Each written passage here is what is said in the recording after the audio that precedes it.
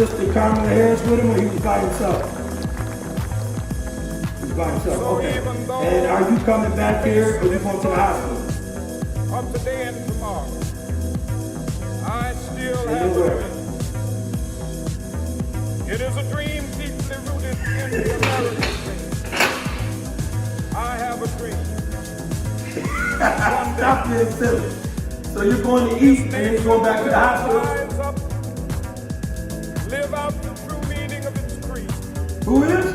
We hold these truths to be self-evident. Tell him you said what's up, man. All right, bro. Lives matter. No peace. I have a dream. No peace. No racism. Police. On the red hills. No peace. Take it to the streets to fight Sons the of police. former No slaves. No peace. Former slaves. Will they No dare justice, sit no down peace. together at the table of brotherhood? I have a dream. No justice, no peace. One day. Even Black Lives Matter. sweltering with the Black Lives Matter. injustice. Black Lives Matter. Be transformed Black Lives Matter. freedom and justice. I have a dream. No peace. No peace. My four little children. No peace. One day live in a nation where black lives matter. By skin, but by the content of that Black Lives Matter. today.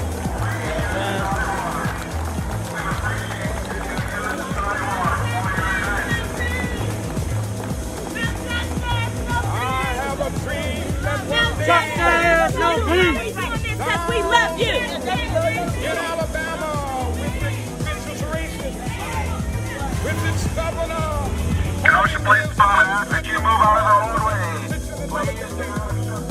one day right there in Alabama, little black boys and black girls will be able to join hands with little white boys and white girls as sisters and brothers. I have a dream today.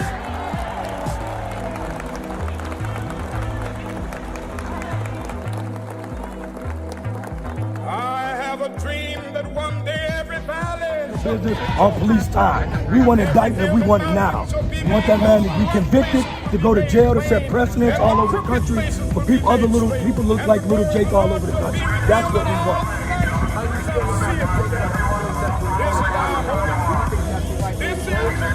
The only way to get where we're trying to get is not to be silent, to continue to keep the heat on. Vice President Biden had a hell of a good meeting with my brother. He spoke about reform. We're not even at reform yet. We want an indictment. We want a conviction for little Jake right now, and to all the little Jakes around this country that look like little Jake and around the world. Is who? No, Jake met with him early this morning down in Milwaukee.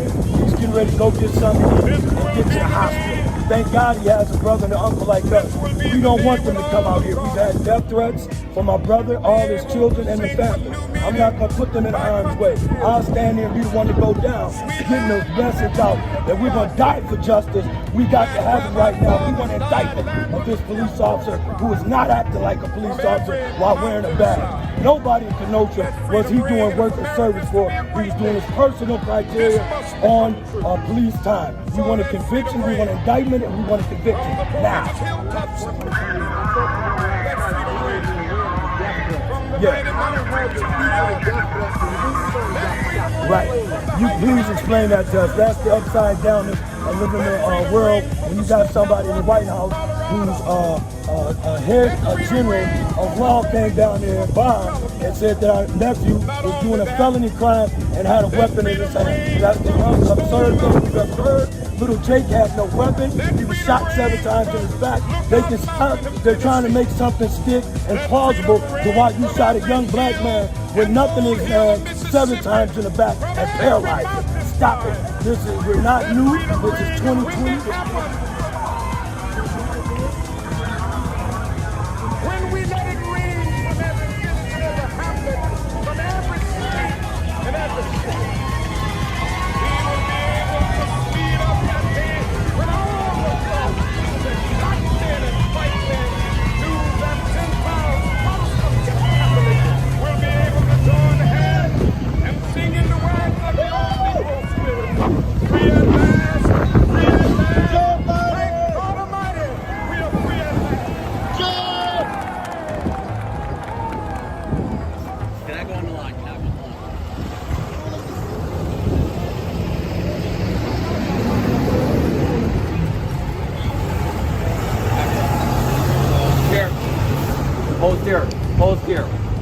not going to lie.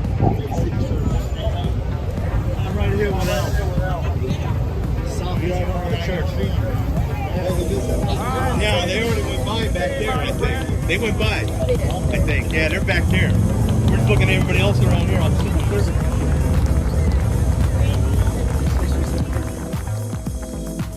So even though we face the difficulties of today and tomorrow, I still have a dream. It is a dream deeply rooted in the American dream. I have a dream that one day this nation will rise up, live out the true meaning of its creed. We hold these truths to be self-evident that all men are created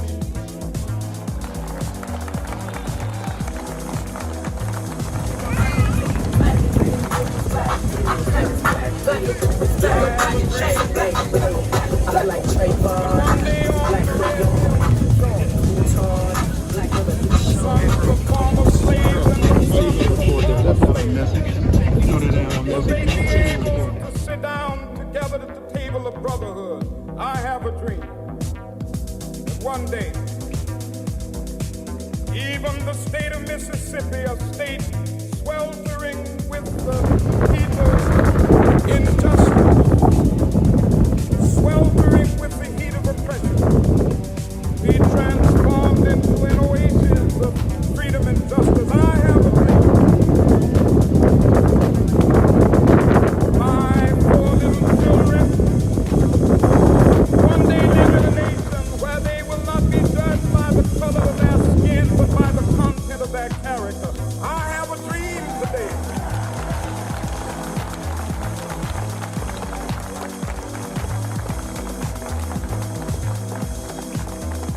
I have a dream that one day, down in Alabama, with its vicious racism, with its governor having his lips dripping with the words, And he said he's a hell of a guy. Before my brother one Jacob day could right get out of now his in mouth, Alabama, talking about little black boys and reform, black girls Vice President will be Biden had able to already join said hands it. with little white boys and We white didn't go girls through the and proper sisters and procedures brothers. I have a dream today. to be inside today, and that's okay because we're outside with the people. What y'all say, family? I have a dream that one day every valley shall be exalted. Every hill and mountain shall be made low. The rough places will be made plain. Please And move the the crooked roadway. places It is will a be total made straight. assembly. And the word Please of God exit the will be roadway. revealed, and all flesh shall see it Kenosha together. Police Department asks This that is you our move out of the roadway. Do not This obstruct is the traffic. faith that I Please go move out of the back roadway to for your safety. With this faith, we will be able to hew out of the mountain of despair a stone of hope. With this faith, we will be able to transform the janky discords of our nation into a beautiful citizen and brotherhood. With this faith, we will be able to work together, to pray together, to struggle together, to go to jail together, to stand up for freedom together. Knowing that we will be free one day. This will be the day. From where we can extrapolate the meeting went well with Vice President Biden. He was concerned with little Jake and where the investigation was going.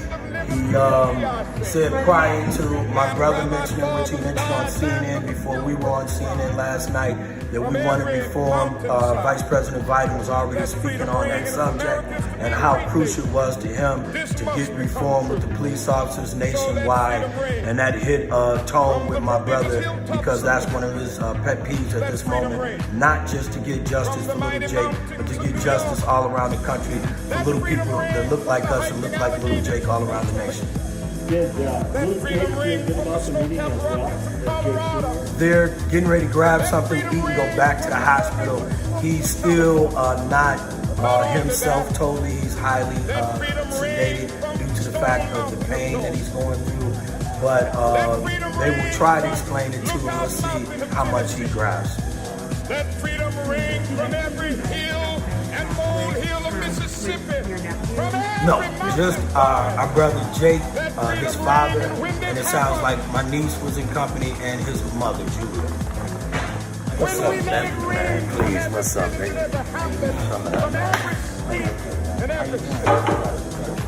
He will be able to speed up that day when all of God's children, black men and white men, Jews and Gentiles, Protestants and Catholics, will be able to join hands and sing in the words of the old Negro spiritual. Free at last, free at last. Thank God Almighty, we are free at last.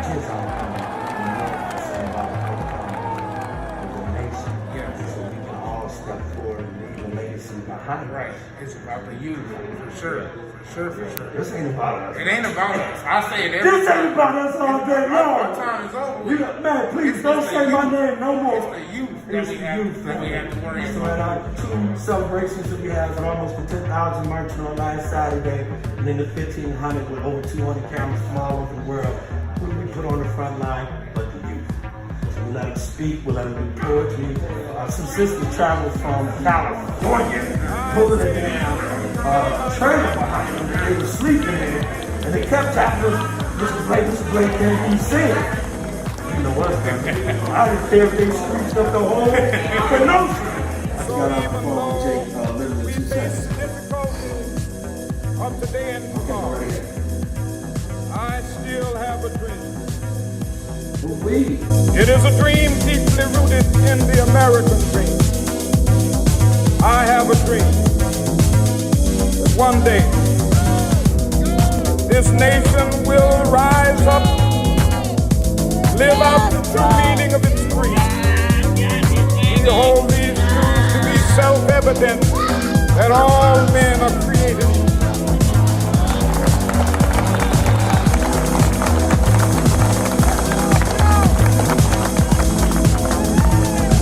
I have a dream that one day on the red hills of Georgia, sons of former slaves and the sons of former slave owners will they be able to sit down together at the table of brotherhood. I have a dream that one day even the state of Mississippi, a state sweltering with the heat of injustice, sweltering with the heat of... Hey, Kim, how are you? Great. Good. What has the last 2 weeks been like for you? What are your thoughts on being ready in time for September 13th? And how do you feel? To prepare for football, man.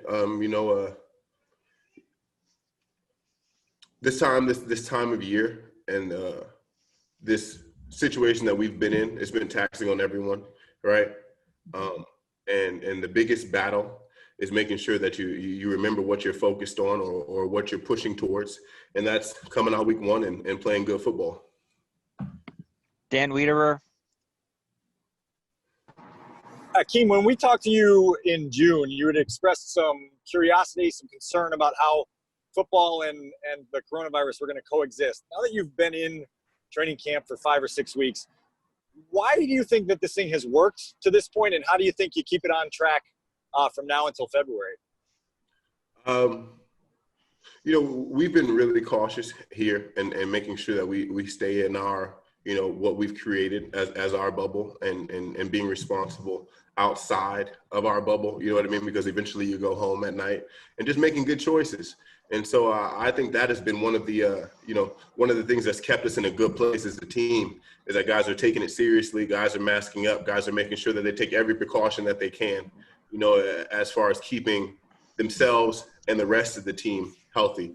Because that's one of your biggest thoughts, right? Is that, not only if I don't take care of business will I get myself sick, but I'll hurt my other teammates, and my teammates have families and kids, and so it puts an extra onus and an extra emphasis on it for yourself to say I got to take care of myself, but I also have to take care of my teammate and his family. So it's worked for us, and I think that's what we will continue to do, and that's what we're hoping that we can maintain so we can have a good football. Chris Emma. Akeem, how you doing? Great. Good to see you, Chris. Yeah, you too, man. How would you describe the difference in second year with Chuck Pagano's defense as opposed to where you guys were a year ago? I would say this: everybody's a little bit more comfortable. We have, some things that we've been familiar with over the past year. So anytime you get that continuity from your DC, guys just feel more comfortable. So I think that going into this season, we're going to be just a little bit more sharper on some of the things that we've tried to install and do over here for the past couple of years. Hub. Hakeem, good to see you, man. Listen, we know coaches hate distractions, and I'm assuming players would rather not have them as well. And obviously, COVID hasn't been the only distraction. How do you feel, or how have you gone about handling those distractions as an individual? And have there been times when you've had to help out other teammates in avoiding them as well? Distractions. Which distractions are you referring to? Just in general, distractions? Yeah, whether it's the racial unrest or COVID or everything that's been going on outside the bubble. Okay. As far as social justice and racial unrest, I think that is it's not something that you can really shy away from. It's something that's going to be on the forefront of your mind as long as we're dealing with it as a country. You know what I'm saying? It's going to be something that you go to sleep at night and you think about your family and if they're safe and in the different cities around the country where there's riots and people protesting and you want to make sure that everybody gets to come home safely at night, no matter who you are out there. And so those things are going to be on the forefront of your mind. It's something that we can't just put to the side. But, I think there's a balance, right, in handling your business and making sure that you're taking care of, the things that are important to you. And I think it's a different battle for everybody, right? Because the beautiful thing about football is that we're all coming from, you heard it a million times, we're all coming from different places, all different parts of the country and all different experiences. So it's, people are affected differently. But in this building and around here, we're pretty tight and pretty close. And so, we're easy to talk to for one another and lean on when we're having a stressful day. There's been times when guys have come into the building and had some tragic things or traumatic things happen in their life. And to know that you have a brother, a friend that you can speak to and unload on, there's a comfort in that. So for us in the building, we do a good job of that. Mark Potash. Hey, Keem, I know you haven't played in a little bit, but is your anxiety to hit somebody else any greater heading into this season than previous ones? And also with regard to the preparation and the off season, do you feel as prepared as a defense or just as a team as you have in the past heading into week one? I missed the second part of your question because you started talking about hitting early, right? And that's something that always gets me going. It hasn't been that long. We've gotten to, get after it a bit in training camp and had some live periods and some physical periods. So, my thirst has been quenched in some ways. But when we get to the regular season and you get to unload on somebody that you don't have to see in the locker room, that's when the real pleasure comes, right? What was the second part of your question? Do you feel like as a team as prepared for week one as you would in a more normal season? You never know if you're prepared until you step on the field. In your mind, you're saying, I'm doing all the things right that I can in order to go out here and put on my best performance. But you're never sure until you execute. You're never sure until you finish that game with a W. You know what I mean? So I think that'll come once we get on the field versus Detroit. But as far as preparing as much as we can, we're definitely doing that. Thank you. JJ Stankovitz. Hey, Keem, I wanted to ask you, did you see the statements that the Ravens and Texans put out last week and this week by any chance? No, I missed them. They just kind of laid out very specific demands of what actions they want to have taken. Is that something that, if you guys are able to come together on a number of actions that you would like to see the Bears put out as well?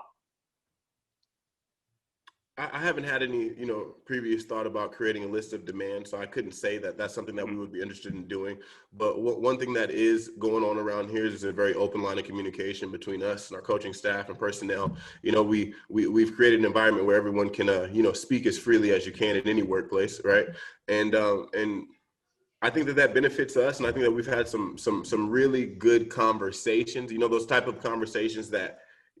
If you're talking to, for instance, we had a conversation in our defensive line room, right? And there's seven guys in there and our coach. And, I've been with Jay now for 4 or 5 years, but there's certain things that, conversations that you just haven't had, right? And last week, I think we really sat down and just as a group and just broke down some of our feelings about not just football, but the world as a whole, and shared our experiences. And not to say that it was like a big kumbaya moment, but there is a certain level of comfort in knowing that you have people that support you and support your beliefs and support, your life. So I can't say we have a list of demands, but I can say that we've had some open talks and looking forward to putting some things into action. Just a few more here, guys. Dan Wiederer. Akeem, in 10 days, when you come out of the locker room at Ford Field and walk down that tunnel, you're going to come out to a stadium full of empty seats. I'm curious what your curiosity is about playing in that environment and how guys will go about sort of manufacturing the juice that normally comes from that full arena.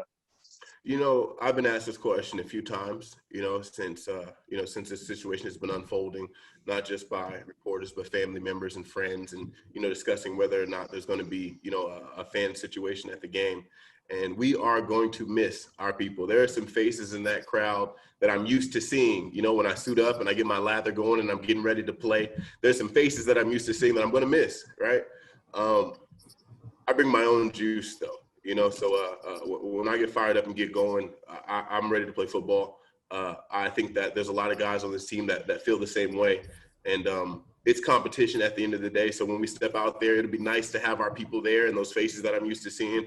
But we got to take care of business regardless. So to get started here, obviously, we made some moves last night. So those are out there. We just wrapped up our last day here of camp with a very light 10-10-10 practice, very controlled, and being able to go through that was good for us. I thought overall, being the first time we've gone through this schedule, the guys did a really good job of adapting to the new schedule, which is certainly different and mentally can tax you, but they did really well with that, along with the coaches. So I appreciated that. Well, one other side note here too, wrapping up training camp, I wanted to let everybody here know we have we're really excited to be able to say that Coach Henry Burris who is with us as a Bill Walsh coaching internship, the minority coaching internship. We're going to keep him on staff seasonally. So he's done a really great job with us, has an amazing personality with the players, with coaches. We love his background of where he's been and his knowledge. It's a really cool story. So we're fired up about having him be on with us this season. And I think it's going to help everybody out. So with that, I'll open it up to y'all. First question, Jeff Dickerson. Because Foles has had so much success in his career, coming off the bench and kind of filling in when need be, does that in any way work as a negative against him when you try to figure out who's going to be your number one quarterback to start the year?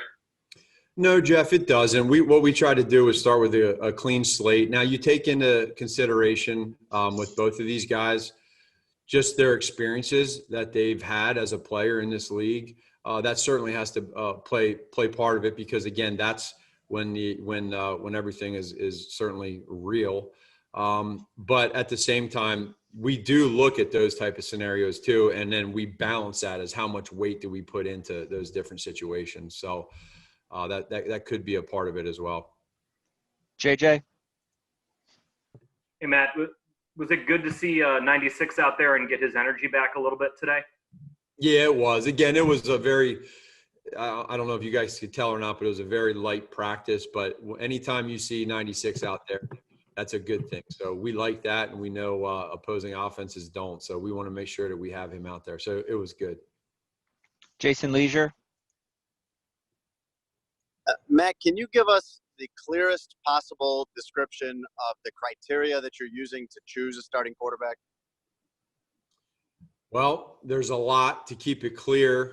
And I told everybody yesterday that I think that both of these quarterbacks have done a good job at making it difficult. So the clearest way to say it is that for us, that we just need to be able to, again, go back and watch the tape to remind ourselves of the stuff that we thought we saw. And again, you always start with decision-making and accuracy. And then there's, in our opinion too, there's situational football involved. So those are probably the top three that we look at. And then how did they perform in training camp? How did they handle certain situations? And again, both of them we thought did well. So I know it probably is frustrating in hearing things sound somewhat gray. I completely understand that. But for us, it's not easy. So we need to go back and have more conversations amongst ourselves. Forget with Nick and Mitch. We need to have real conversations amongst ourselves. But we also know too, Jason, that time is of the essence. And the longer that things string out, the harder it is for these quarterbacks, the harder it is for our team. And I think that carries some heavy weight as well. So we're looking at it from all angles, and we want to make sure that we make the right decision at the right time. Colleen Kane. Hey, Matt, when you do pick a starting quarterback, how do you plan to address it with the team? And, you've talked about everyone having their own opinions on it. Do you worry about any pushback from players either now or down the road if you don't pick who they expected or wanted?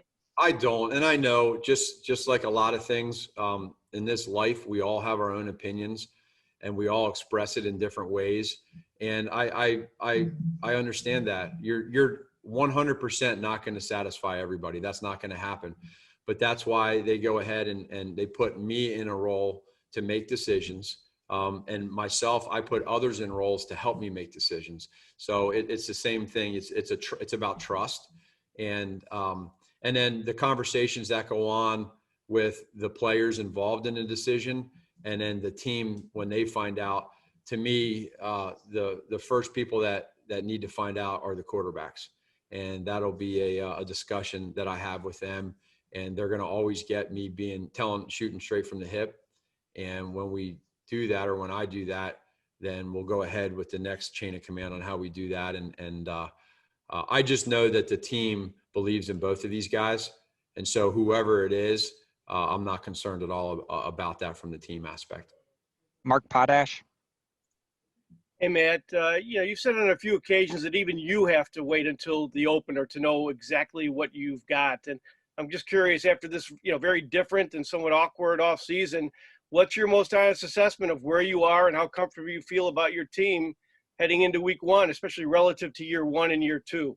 Sure. I think I tend to be an optimistic guy, and it's been that way the last 2 years. And for, first 2 years now, we've gone 0-1 to start the season, and it takes time to figure out. That first year, we had no idea going into what we were going to be like. So there's a lot of unknowns. Last year, there was more knowns, and we were frustrated offensively that we didn't put up more points to help the defense and to help the team win. Now that we've had 2 years together for us to all learn our personalities and to kind of know where we're at schematically in 3 phases, there's more confidence, there's more expectations, but there's got to be patience as well because it is a long season. So at the same time, I stay optimistic. We're excited. We're 10 days away. It's just we feel like it's time in a lot of different ways. We have other competitions that are going on this team.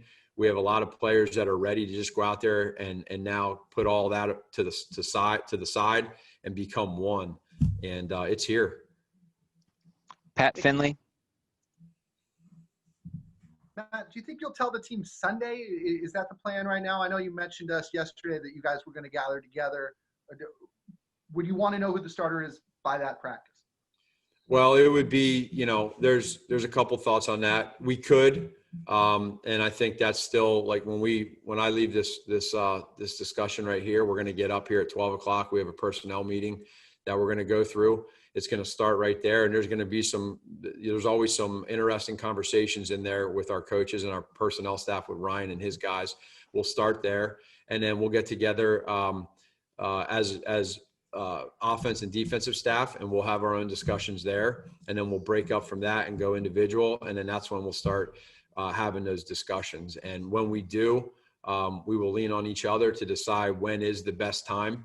And like I said, there's one part of it to where you could say, well, there's gamesmanship and it hurts Detroit to not know who it is. There's another side where you just say, you know what, it's hurting yourself if you do that. And you need to be able to make a decision to help both of these quarterbacks, and not to mention to help us as a staff as well. So we're taking all that into consideration. We want to do it the right way.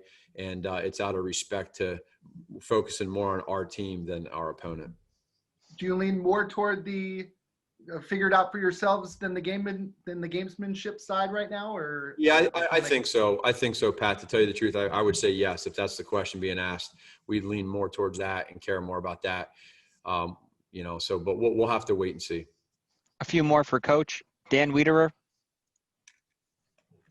Matt, 2 questions for you. First of all, could you specify a little bit more about what Coach Burris will be doing for you during the season? And then as it relates to Nick, what's been the challenge for you in sort of projecting his readiness, where normally after 4 weeks of practice with a guy, it would be June, and here after 4 weeks of practice with a guy, it's week 1? Yeah, so the first question, so with Henry, he has a lot of good ideas. He's for us, he's able to look at it from a quarterback's perspective, which is where I think will be a great fit for him to help out as well. And just like he can bounce around and be in different rooms and give us, you know, an opinion as to where he's at. We have a lot of respect for who he is and his experience in football in general. So we'll bounce him around, but we can put him on different projects and have him maybe look ahead and help us out with future teams. Maybe it's a certain self-scout study that we could use him. It just really helps him out being in the building each and every day, building relationships, which he's done a phenomenal job with. And it's a growing opportunity. I told him that's exactly how I got started. I did an internship for 2 years, and then Coach Reed called me up and gave me a lower level entry job, and that's how I got my foot in the door. So he knows what's ahead of him, and I have nothing but high expectations for him. In regards to Nick, you know, Nick and myself, we've never had a game together where I'm calling plays. So there's that unknown, right? When he was in Kansas City and Alex got hurt, he came in and Coach Reed was calling plays. There was a couple games that we played that was the case. I was always either a quality control coach or a quarterback coach with him. So actually I was the coordinator in 16 and a QB coach. So there's a little bit of that unknown. And so you have to build some trust. And I'd say with Mitch, I have 2 years of calling plays with him, and you have that, and we build our own likes and dislikes together. With Nick, you haven't necessarily gone through that. And I know that he's gone through it and built some great relationships over his career with certain coaches. And I think he uses that to help form his relationship with his, you know, next play caller, which could be me. You know, you just got to, that's what you play out. Last one for Coach Brad Biggs. Hey, Coach, a lot of times vets use this weekend to get away right before the start of the season. Did you have a message for your guys today? And can you sort of detail as best you can for us your schedule starting out for next week? Sure. Yeah. So I said one word to him when we wrapped up our huddle here today at the end, and the word was selfless. That's all I said. And it wasn't to the players. I tried to make that loud and clear. We have coaches that will have off as well. Give them a little breather from everywhere where they're at so they come back fresh. But we're in our own little bubble here at Hallis Hall. We've worked extremely hard to get to this point to where we are health-wise with the COVID. And so now when you leave this bubble and you go just outside of it, it's easy to have distractions. It's easy to go to places that you normally would go to in a normal life, a normal situation, and things aren't normal now. So until they tell us they are, we need to be selfless. And it's not, you know, towards yourself, it's towards others when you come back into this building. So, you know, and then not to mention too, we all have tests that we got to take every morning. So the ones that think they're normally going to fly home for a couple of days and come back, that's not happening. So that was really the biggest thing. In regards to the schedule, we'll be back out for a 10-10-10 practice on Sunday. The players will have off Monday like a normal regular season, and then they'll be back in here on on Tuesday for some meetings and lifts, and then we're rocking and rolling like a normal schedule Wednesday, Thursday, Friday, Saturday. Awesome. Thanks, Coach. Appreciate it. All right, guys. Y'all take care. The Rewind The Sports Rewind 60. Sports 60. From the city of big shoulders, the jewel of the Midwest, comes a sports show that's one of a kind. From iconic players to iconic stadiums to iconic teams, this is my kind of town. Chicago! And the Rewind Sports 60 is my kind of show. From Air Jordan to Sweetness to Papa Bear Hallis, this city works hard, but plays even harder. Danny Carlino and Jerry Riles bring you the Rewind Sports 60. Live. The Rewind Sports 60 starts now.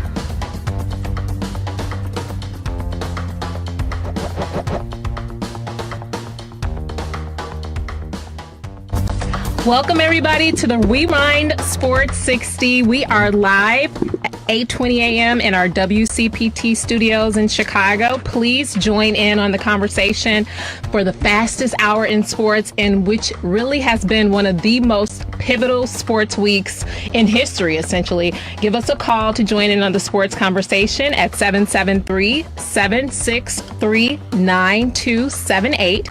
And we're also streaming live on Facebook at therewindsports60.com. So I want to get right into it and bring in my esteemed panel. I want to start with Dan Marver, the marvelous one. Dan, what were your thoughts on everything that happened in sports this week? Well, what a crazy in week. sports, I'll talk about in sports. The Cubs are 3.5 games ahead in their division, and the Sox are tied with the Indians for first place in sports. Woohoo!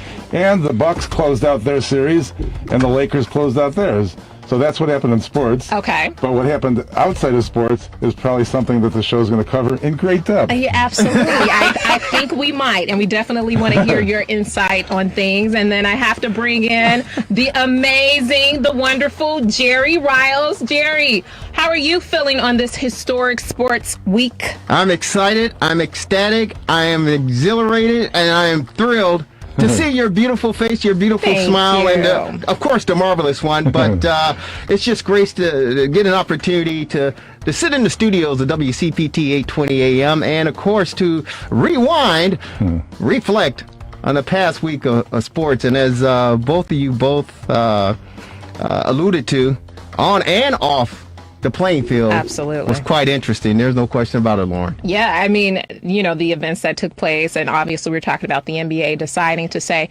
hey, we are not going to play in response to the shooting, the 7 shots that were fired at Jacob Blake in Kenosha, Wisconsin this week by police officers. You know, the players basically from the NBA, they've said that they've had enough.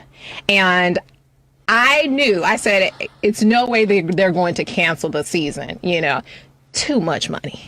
$1 billion we're talking about from the playoffs alone. I knew they weren't going to cancel. Did you all, what were your thoughts when they were saying potentially that they could cancel the season and go back home? And one of the players said, I don't even know why we even came out here. Yeah, I mean, everything's ultimately about money. I mean, it would have even been worse if they had fans in the stands who they had to give money back to. Right. So I thought maybe a team might drop out, but I didn't think that the whole thing would end. And it's good that they're going to finish it. And you know, I completely understand all the ramifications and what happened and whatnot. But you know, again, I'd like to see some definitive solution to this finally, but there won't be one immediately, unfortunately. No, there's not going to be one because marvelous. Yeah. If there was a solution, I think it would have come across by now. Yeah. I think if there was a solution to this whole, confusion and, uproar and division, I think, smarter people, level heads would have sat down at the table, met, and they would have come up with a solution that would have benefited, those who are not happy. I've talked before about legislation, which would be a minor step. I mean, the Republicans and the Democrats have both put forward justice plans, but it's an election year, so nobody's going to agree to anything, unfortunately. It's all politics. I mean, there are a lot of things like no chokeholds and having the police match the demographics of the neighborhood and things of that nature. But, I mean, the one thing that's common in these cases is, I mean, the police didn't just happen upon the situation. I don't know how a domestic abuse call ends up with this result. It doesn't make any sense, except for the obvious conclusion of I don't know what's in the police's mind and heart, but obviously it must be racism is all we can come up with. Well, I'll tell you what's in their mind and heart. I mean, I don't know their mind and heart personally, but if you do. It's the mentality. Yeah. It's the mentality that Black African-American life is inferior, is less than. And it started from slavery. And it's very pervasive as we see today. It's a mindset. And it won't change until we continue to have these dialogues and until we stand up and say enough, which is what the players did. How much more can we take? It's just not enough to just say, hey, you know, when is this going to change? Everybody has to do their part. This is so serious. That man got shot in the back 7 times. I don't care if he had a record. I don't care what, you know, the start of it was. We all know, undeniably, if he was white, he would not be in the hospital paralyzed right now. We just saw it. They were showing reports of a man who was resisting arrest, who, he went off on the police and got back in his car and made it home to his family or wherever he had to go. No reason that man should have been shot 7 times with this situation. And the issue is, this is not the only situation. Specifically after what happened with George Floyd, you would think that there would be some type of mentality shift. Obviously not. This is ridiculous. You know, you mentioned, Lauren, and very well said, you said everyone has to do their part. What do you mean by everyone has to do their part? For me, one issue that I'm having with this is that, and I see it at work too, I don't feel that people are understand and have the empathy enough to really let's deal with what the problem is. What I've said initially, America historically has had an issue with feeling like African American life is not as valuable, is inferior. Let's stop right there. Everybody needs to wrap their heads around that. I just feel like that's something that white people gloss over, you know, in terms of the mentality and what's really behind this. There is a serious issue, and it's pervasive with us as well as African Americans as well. Obviously so, though, because that's all we've been taught. That's all we know, all we've known since slavery. We are inferior. We are less than. And it starts from there, and it seeps down to the prison system, to the education, to the housing, to the healthcare, to the environment. That's why we have the problem that we have today. And I think more people need to just take ownership with that, let that absorb, and then work from there as in terms of equality, humanity, America. We are supposed to be equal. We are all one. We don't realize it, but we all are one. And it's no way that you can just, as a cop, see this African American, shoot him in the back like that, knowing good and well you would never have done that if he was white. Marvelous. I mean, look at the case of Kyle Rittenhouse, for example. You're familiar with that? A 17-year-old kid with a gun. From Illinois, or live in Illinois. Antioch. So, I mean, that underscores your point, because I believe that he ended up going home that night, did he not? He certainly did. Yes, he did. So that's what's underscores your point just there. So and here's the deal regarding that is the fact that they handcuffed Jacob to his hospital bed. Yes, they did. And he's paralyzed. And it's like, oh, wait a minute, hang on here, hey, whoa, hang on here. Let me take a step back here. Wait a minute, hang on. Now, the one thing, we didn't see the scuffle on the passenger side of the car. Right. With the police officers. We see the footage. Well, actually, there was an outlet that actually showed it. And I only saw it that one time, and then they pulled it. But you see him, we've seen it universal all over, where he's walking around the front of the car, and he's trying to get in. And as the officer is grabbing his T-shirt, and he reaches down on the driver's side, you hear the gunshots. Okay, so this guy shot 7 times in the back. He lives. It's unbelievable, because I'm hearing reports, and I'm like, this guy lived after getting shot in the back 7 times. But then you have the 17-year-old kid coming from Antioch, driving across the state line with this rifle, and they show footage, of course, Facebook Live footage, and he's with his buddy, and they're protecting some auto place, some repair shop or whatever. And then they're met by some protesters, I guess, and one guy is shot, and he dies. And then the next thing you know, you see this 17-year-old kid, Kyle, running down the street. he trips and falls, and you guys seen it all. But the point of the matter is, the National Guard that was in town to try to control everything, this kid, 17 years of age with a rifle, is waving to him and saying, hey, I'm here to protect the business. Not his business. Nobody. I'm here to protect this business. And they say, hey, good. Good. Thank you. Carry on.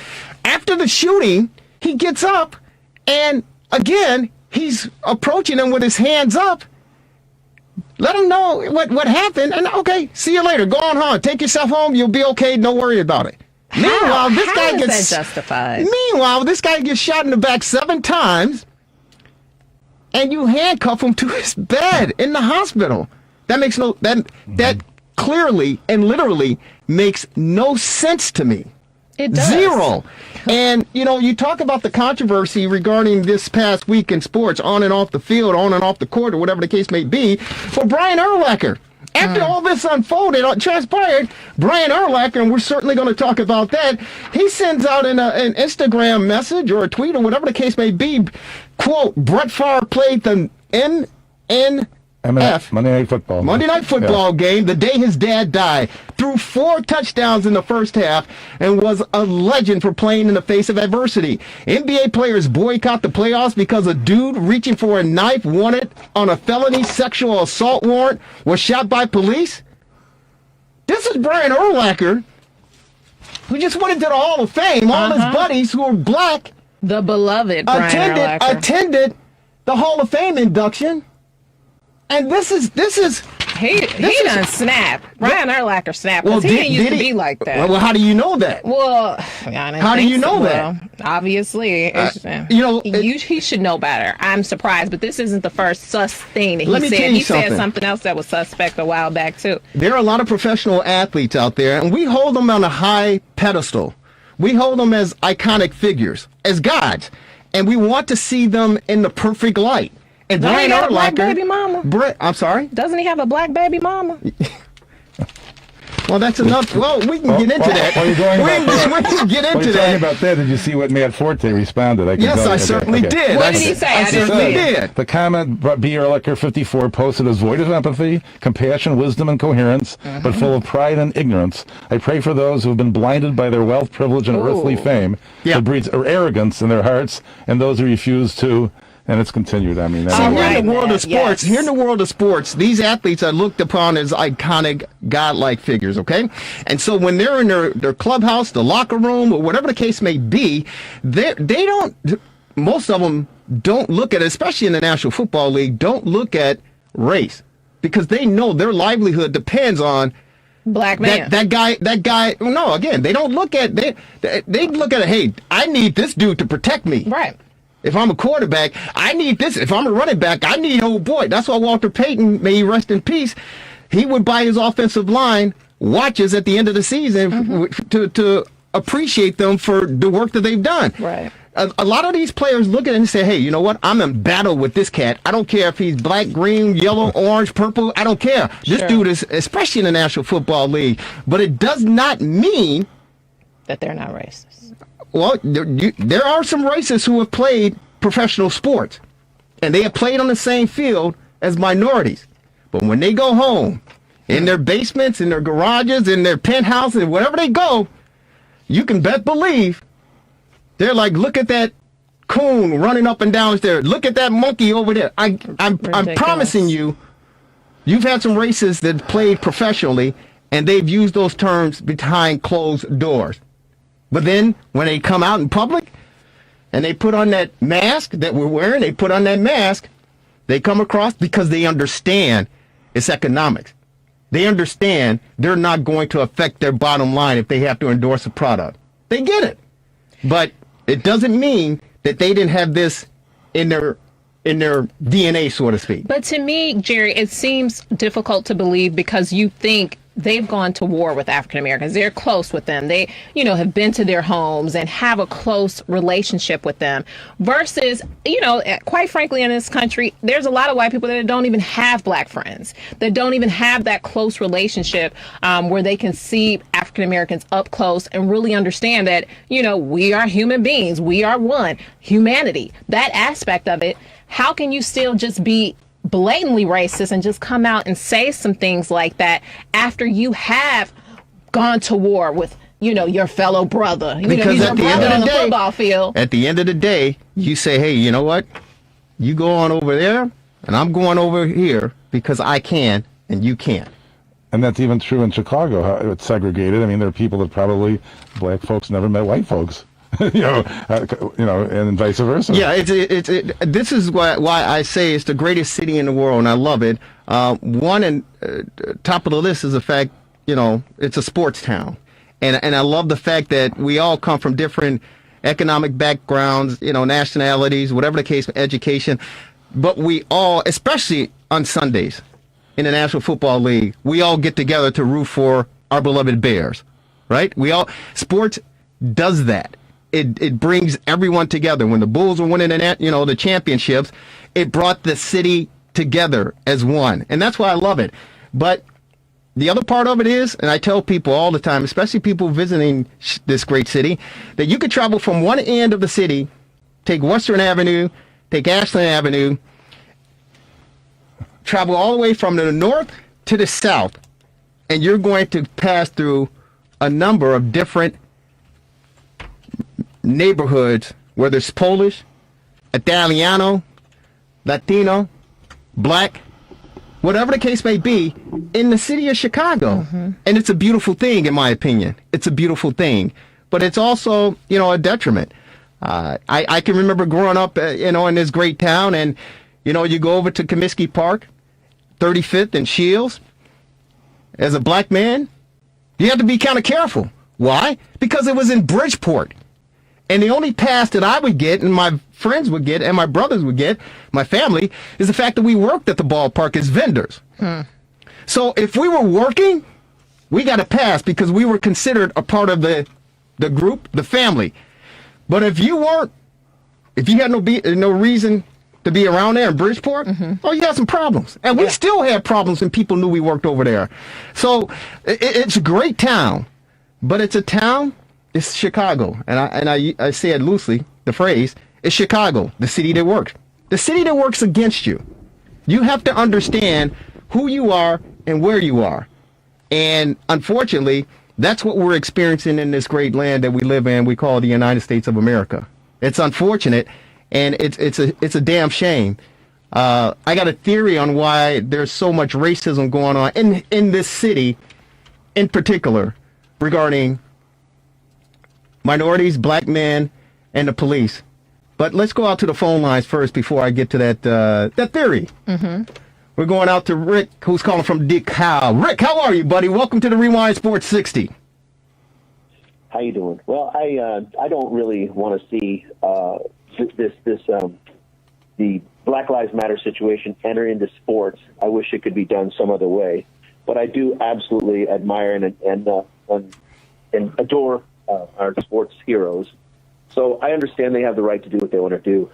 But what made me call in was there's a meme on WCPT that shows police officers shooting a man walking away in the back, and then it shows that white teenager walking by them unseen, so to speak. And I just thought, this is the problem we have right now in America, is that we can't discuss things in ways that is a discussion. I mean, if we're going to go look at Kyle Rittenhouse, who should not have been there, who should not have been a 17-year-old with any gun, let alone an AR-15, and we compare him to Jacob Blake, I mean, I just don't think that's fair. I don't think there's any reason to do that other than to incite, I guess, lines being drawn, because I just don't see the reason for that. I mean, Breonna Taylor, I mean, I think everybody's heart should break for people who are killed and murdered by police officers. There's no way that I, as a person who is not black, should not feel compassion for anybody whose life is ended for disgusting reasons.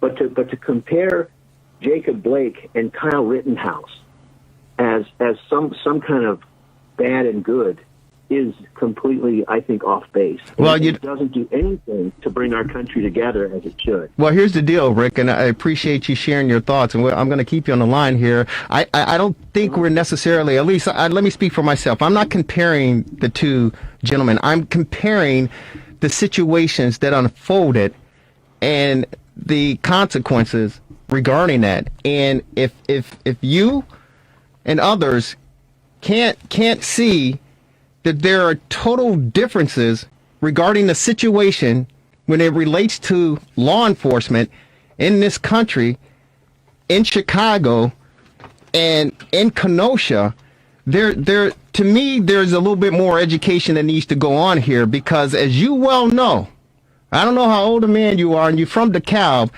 but you can believe it in your logical mind. I don't know your level of education, but it does not, and take the color out of it, but it simply does not make sense for an unarmed man who is leaving an area, gets stopped by a group of people, i.e. the law enforcement who are supposed to serve and protect, to shoot this person 7 times in the back who's no threat.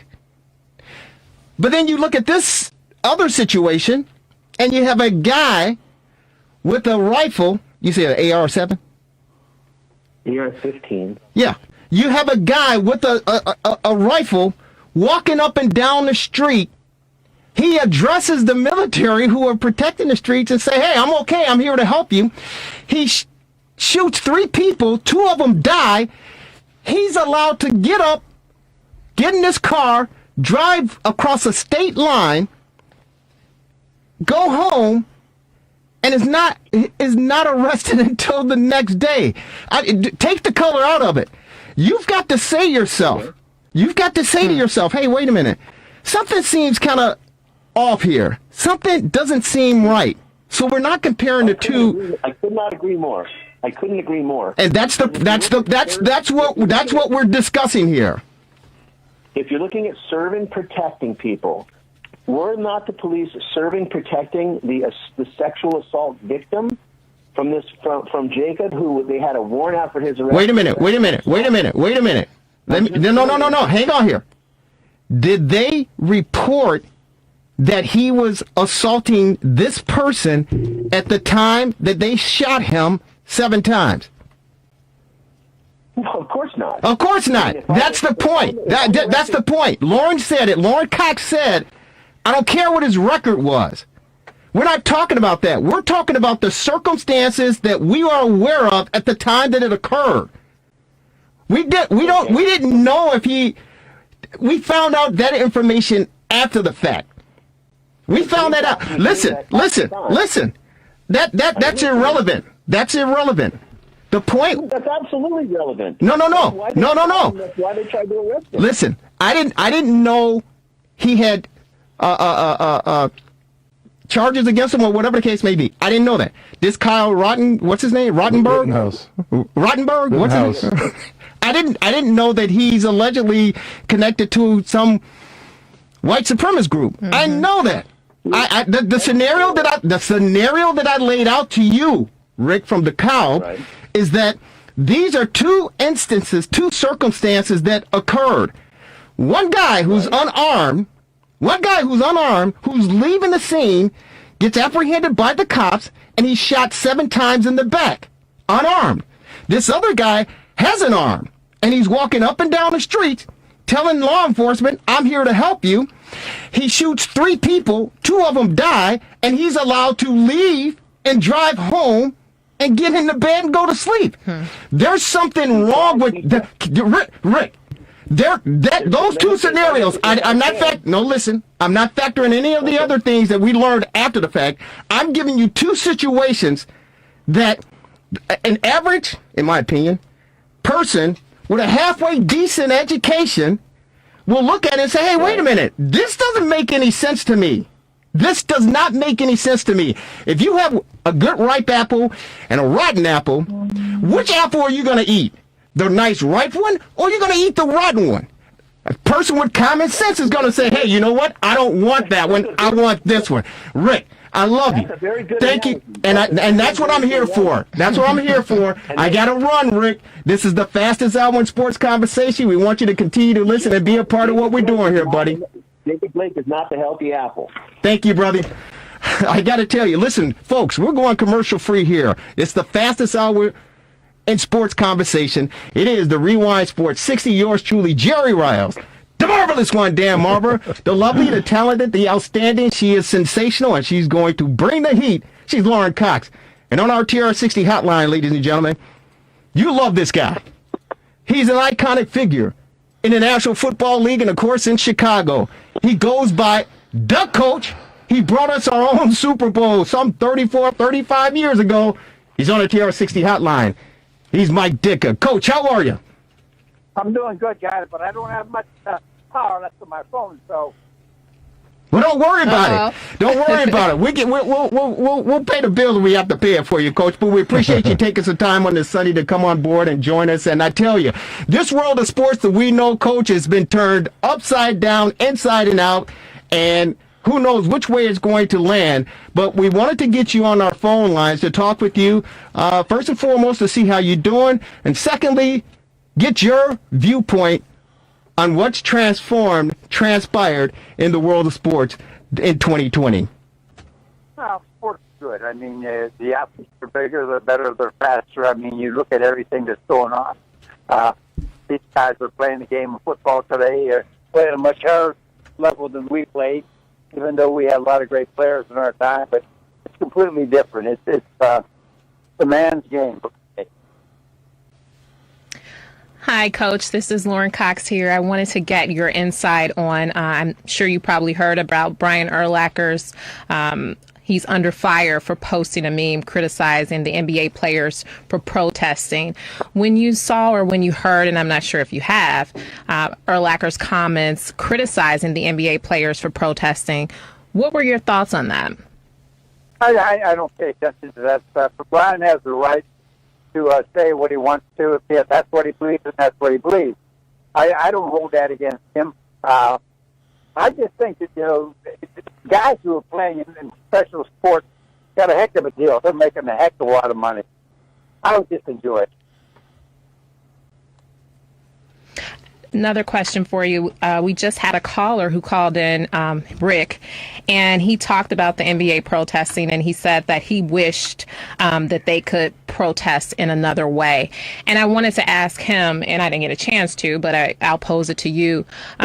What way would be comfortable, or what do you think, if you have any thoughts on ways that you think that the players should protest?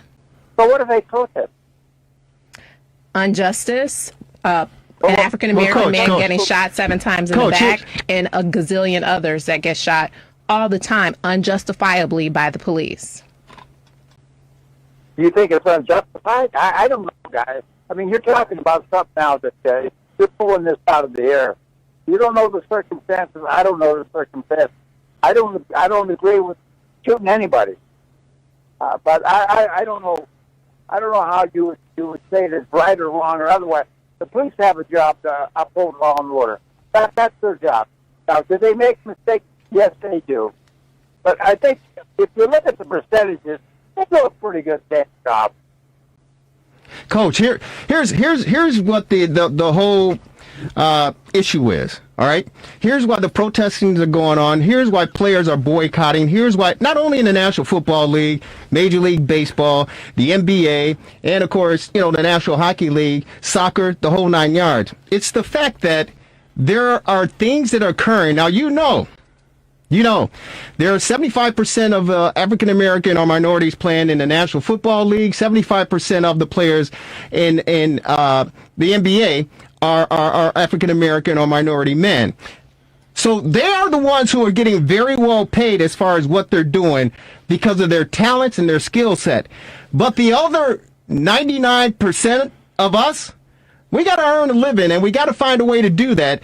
So when the circumstances are not presented to you on a plain, even level playing field, and in some cases they end in death, the 1% that has made it out, the less than 1%, are saying, hey, you know what? We got to do something here, because for the grace of God, there go I. And that's the problem, Coach.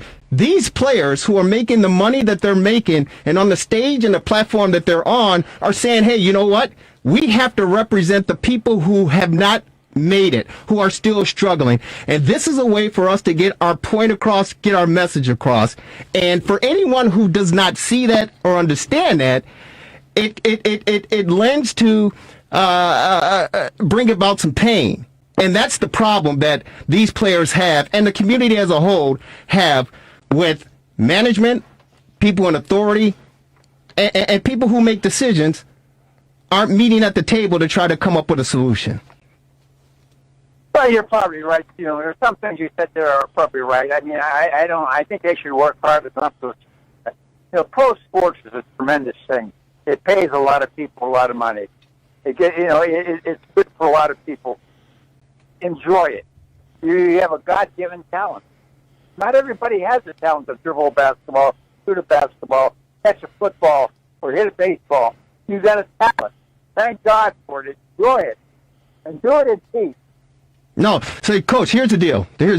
And I love you on with the great Coach Mike Dicker of your Super Bowl winning Chicago Bears, the 85 Bears, Super Bowl 20. Coach, here's the deal. You are an advocate. You are out front for the retired players who can't take care of themselves because of the game of football. You are very outspoken, and those players who can't speak for themselves, who either literally can't talk, their mental CTE, their mental capacity has diminished considerably, their bodies are broken down, and you're out front saying, listen, we need to take care of these guys because this sport has given us the livelihood that we have today. But unfortunately, there are players in the past, in your era, before your era, and after your era, who financially aren't prepared. They can't take it. Physically, they're breaking down. And you want to make sure that things are done right and properly for those guys because they paved the way. And that's what these athletes in this protest and these boycotts are doing. They said, listen, it's beyond us now. This is our community. What do you say to that? Because you're doing the same thing. I'm not saying they're right or wrong. Listen to me. I don't know what they are, right or wrong. I know that they have a right to dignity. Everybody has a right to dignity. And if they don't think they're getting dignity, then you got to let the protest. But you make a lot of money, guys. You're making a lot of money. You can't make that kind of money doing anything else. You cannot make the kind of money you make in sports doing anything else. No. Yeah, I agree. Then I said it. That's it. Okay. So, you know, be grateful. Enjoy the opportunity. You got. Thank God. Every day when you wake up, thank God. Hey, man, I got great talent. I'm using them. I'm making a lot of money. I can take care of my family. Enjoy it. Hey, Coach, this is Dan in the studio. Before your battery goes dead, I wanted to ask you quickly about the kneeling. I assume you feel the same way, that they have a right to... I don't think it's right. I think it's a privilege to live in this country. I think our flag is a symbol of freedom and opportunity and all the good things. And I think well, I don't know why. The kneeling thing I don't understand, so I really shouldn't comment on it. No, I understand, Coach, and that's the problem here, because we all, you know, you live in this country, you've grown up, you know, learning the national anthem and our pledge of allegiance to the flag and all of that stuff. But, Coach, here's the difference here. Here's the big difference, and this is why we wanted to have you on to get your thoughts and get your perspective on what's affecting not only this great city that we live in, but this country that we live in and the world that we live in, Coach. And those players that you talked about, you had some fantastic players on that Super Bowl team, whether it's Walter Payton, you know, Willie Gault, Mike Singletary, Otis Wilson. But listen, Coach, here's what we want you to understand and want others to understand, that as an African American man living in this country, playing in the greatest game in the world, in my opinion, playing professional sports and all the money that you make, at the end of the day, you still walk out of your door every single day as a black man, and you have to wonder what kind of racism I'm going to experience today because of the color of my skin. And that's the problem, Coach. The great Walter Payton. Okay. Coach. I hear you. Coach. So here's That's the problem. So how do we do it? Because, Coach, you don't help. You didn't help the situation, Coach. And I love you to come along with us. But you didn't help the situation when you said, if you don't like this country, get the hell out of it. You didn't help. Oh, he hung up? Oh, did we lose him? Devin, call him back. Call him back. Battery died. No, he did say his phone was going to die. But we got to talk the coach off the ledge and let him understand. It's bigger than playing again, the greatest sport in the world, in my opinion. That's the National Football League. I love it. But if you're a professional athlete making all this money, it doesn't make the grass green on the other side for everybody else. And that's what Jared Kushner came out and said, too. And I think it's interesting that people want to say how much money they make. That didn't stop, was it Michael Bennett when he was in Las Vegas and the police basically, who knows what they would have done to him if they hadn't found out. Yeah. Also, the Milwaukee Bucks player, Sterling, same thing. They don't care about the money that you make. That's the point that I was talking about earlier. It's the mindset. They don't know every single player if he's not LeBron or, someone recognizable like that. At the end of the day, all they see is inferiority. That's a it. Black man. And that's the problem. Right. And that's the message that we have to convey not only to the coach, but anyone out there listening to the program is that, and these players say, hey, man, listen, at the end of the day, I'm a black man. And I have to, every single day, when I wake up and open my eyes and then I go outside, I have to wonder, in a 24-hour period of time, or however long I'm out there, but when am I going to experience some sort of racism just for the color of my skin? And that's a heavy burden to carry all of your life. And they've experienced it. Here's the deal. I went to a concert a few years ago over at the Rosemont Theater, my buddy and I, Chris Rock. And he was talking, this is when Hillary was running all that good stuff, blah, blah, blah, blah, blah. He was funny as hell. It was hilarious. But Chris Rock said, hey, he said, turn up the lights. Turn up the lights. He turned up the lights.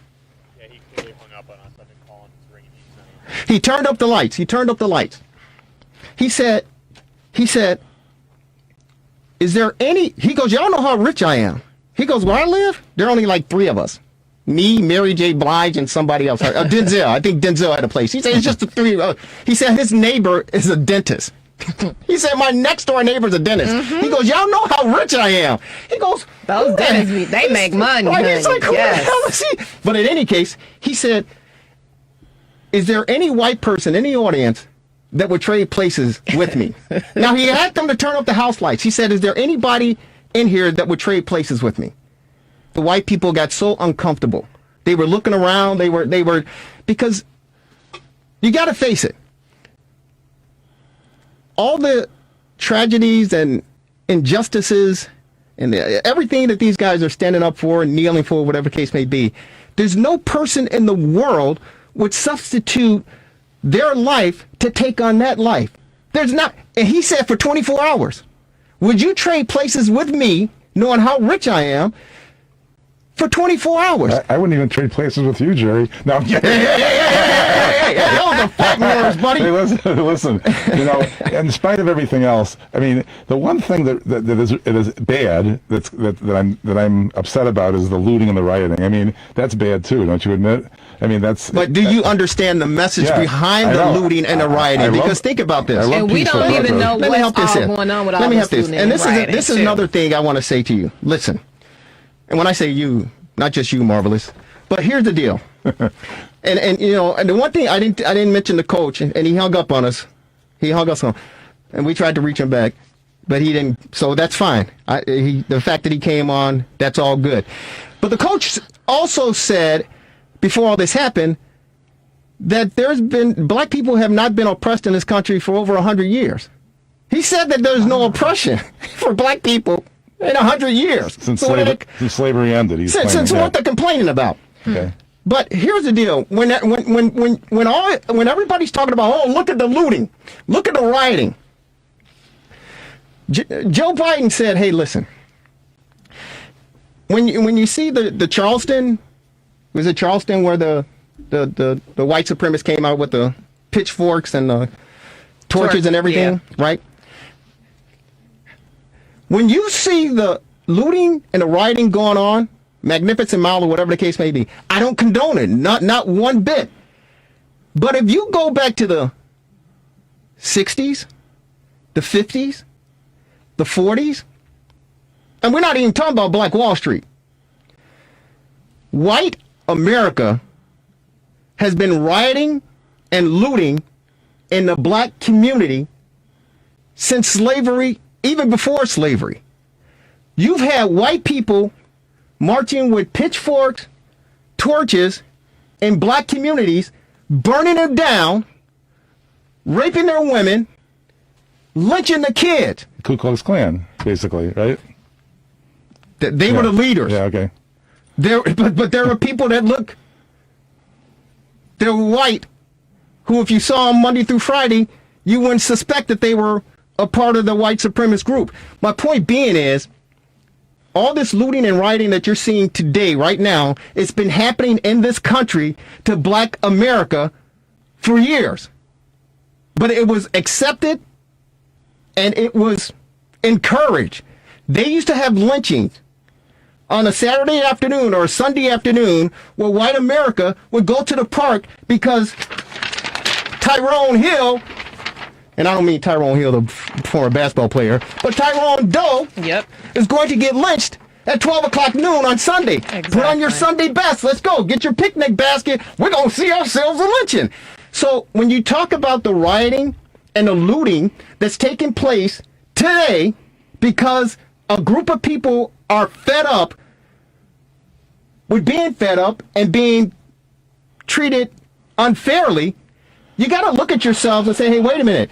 And you go, hey, I didn't do that. Well, your grandmother did it. Your grandfather did it. Your great-grandmother did it. Your great-grandfather did it. And that trickles down to what we experience and what we see in today's society. And we must not juxtapose the people and what they did at Michigan Avenue with the Black Lives Matter movement in terms of peaceful protesting. It's peaceful protest is going on every day, all day long. Well, let me say this to you.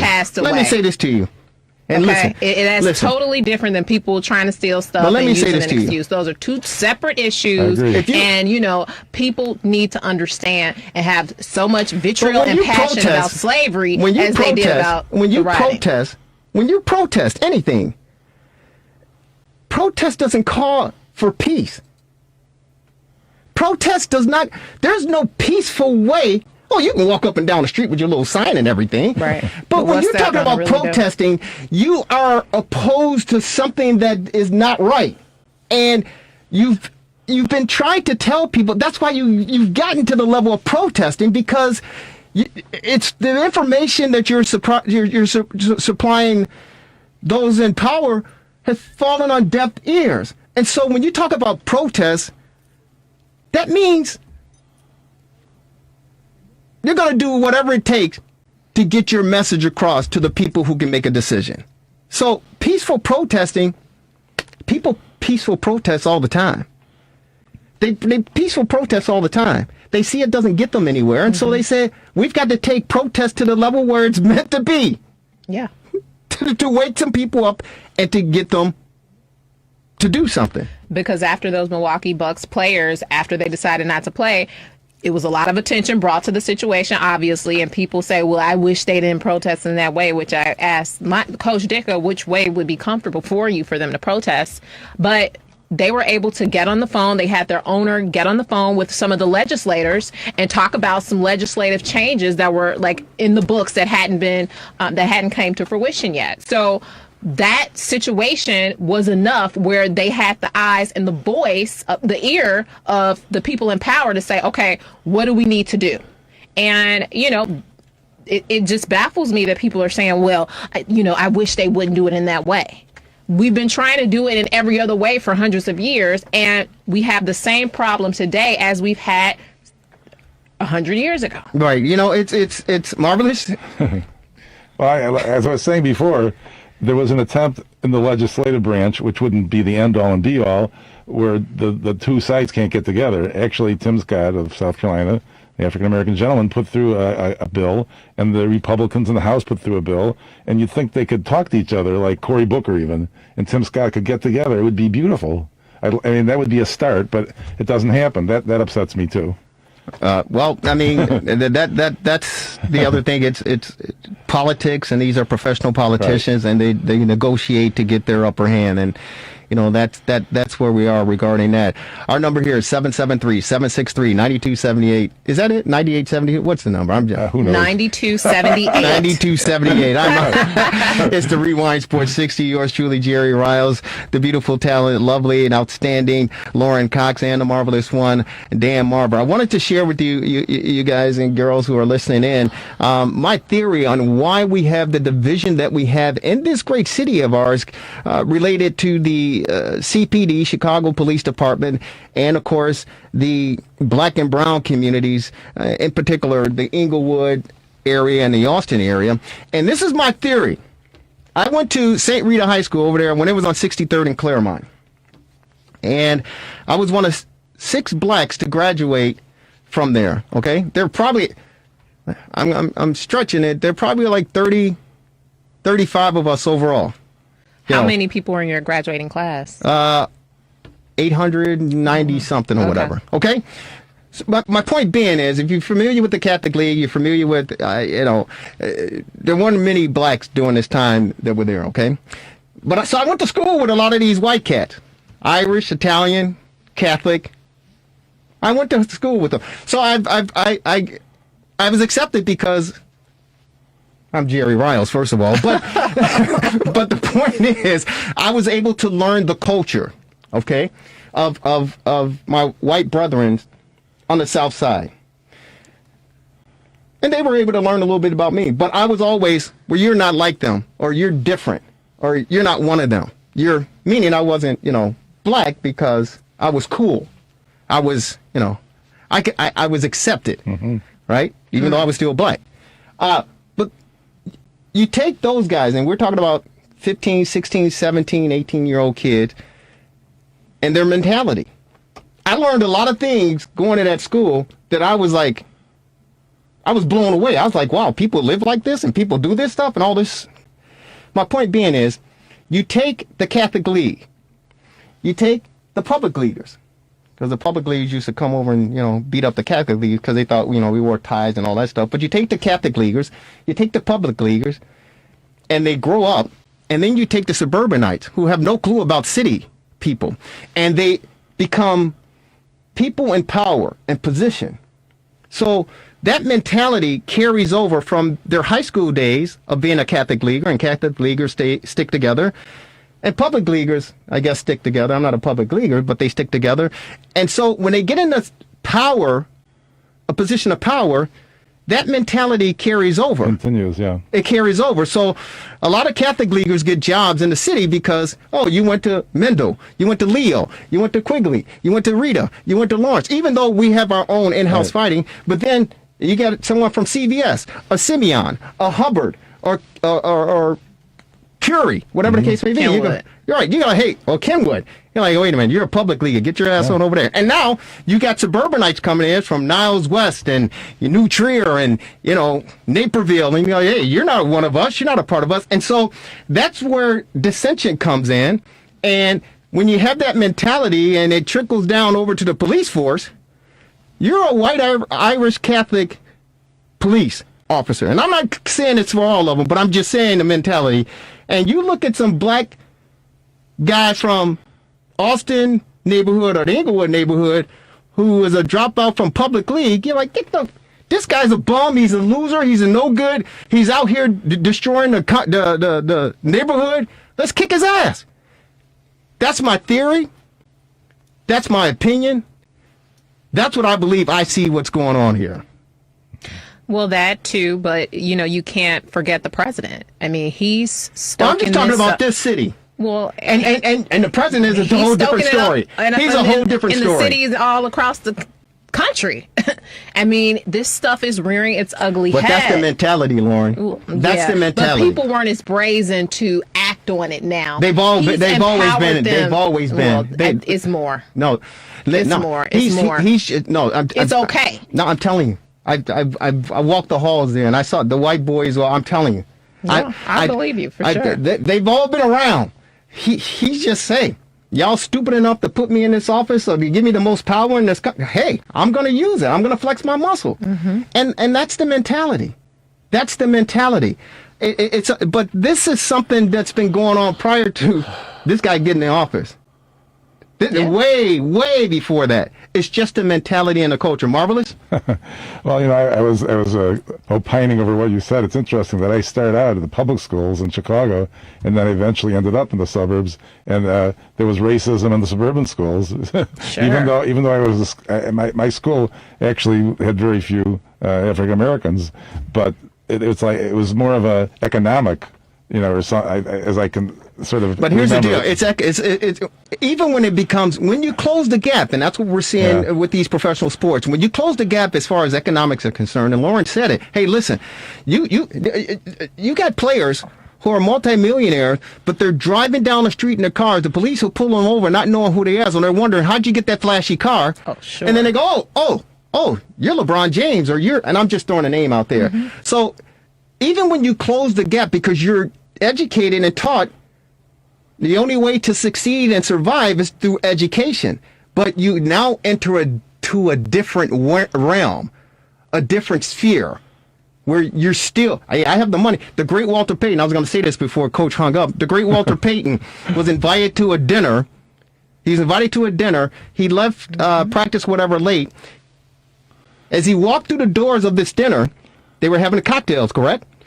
He overheard somebody say, hey, what's that N doing here? The guy that invited him to this cocktail party, he said, oh, that's Walter Payton. The guy that called him the N, what's that N doing here? His whole demeanor changed because he found, oh, that's Walter Payton. He goes over to Walter to greet him and shake his hand. And Walter looked at him in disgust, turned around, and walked out. Right. So you think that education and that economic gap is going to close and put you on the same level, but at the end of the day, you don't want to put on this brown suit because it's not going to benefit you. It's what Doc Rivers, Clippers coach, said when he spoke about the police shooting up Jacob Blake. He said, it's amazing to me why we keep loving this country and this country does not love us back. That's it. Yeah. What stands out to me is just watching the Republican convention and they're spewing this fear, right? Like, all you hear is Donald Trump and all of them talking about fear. We're the ones getting killed. We're the ones getting shot. We're the ones that we're denied to live in certain communities. We've been hung. We've been shot. And all you do is keep hearing about fear.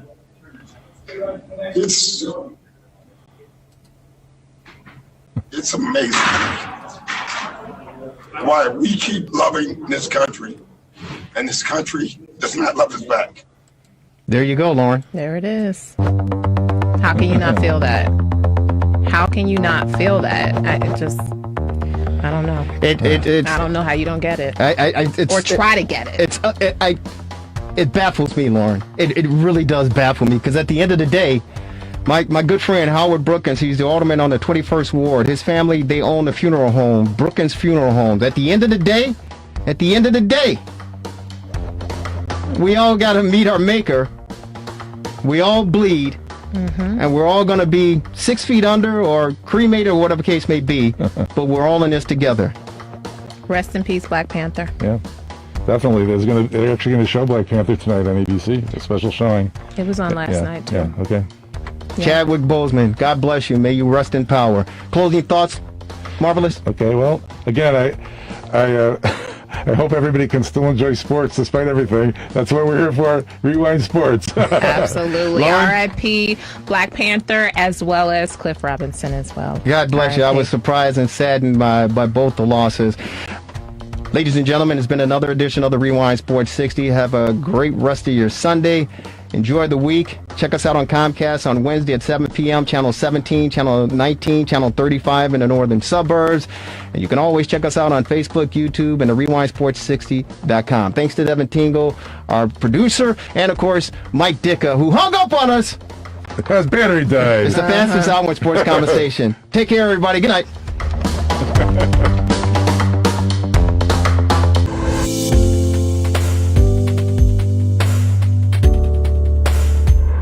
To be joined by the Honorable Madam Mayor Lori Lightfoot on our TR60 hotline right here at WCPT 820 AM, the Rewind Sports 60. Mayor Lightfoot, how are you?